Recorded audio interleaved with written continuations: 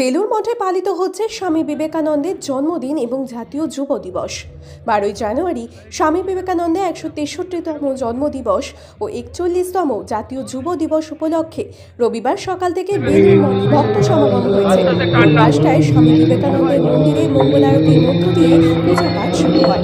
সকাল থেকে বিভিন্ন স্কুল, ক্লাব ও বেলুর মঠের শাখা সংগঠনের পক্ষ থেকে প্রভাত ফেরির মাধ্যমে পড়ুয়া শিক্ষার্থীরা যুব দিবসে বেলুর মঠে উপস্থিত হন।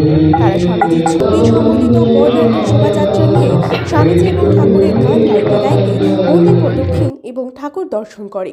এই উপলক্ষে মূল মন্দিরের বাঁদিকে অস্থায়ী মণ্ডপে স্বামীজির আবির্ভাব দিবসে নানা ধর্মীয় অনুষ্ঠানের আয়োজন করা হয়েছে।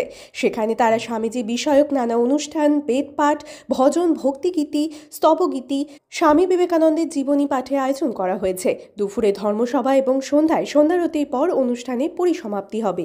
41তম যুব উৎসব, 163তম স্বামী বিবেকানন্দ স্বামীর জন্মদিন, সেই উপলক্ষে বেলুর মঠে আজকে যুব উৎসব পালিত হচ্ছে।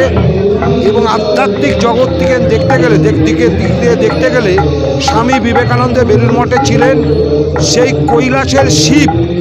তিনি সেই শিব বেলুর মঠে ছিলেন এবং এখানেই দেহ রেখেছিলেন। সুতরাং এইটা একটা বিরাট পীঠস্থান বলতে গেলেও।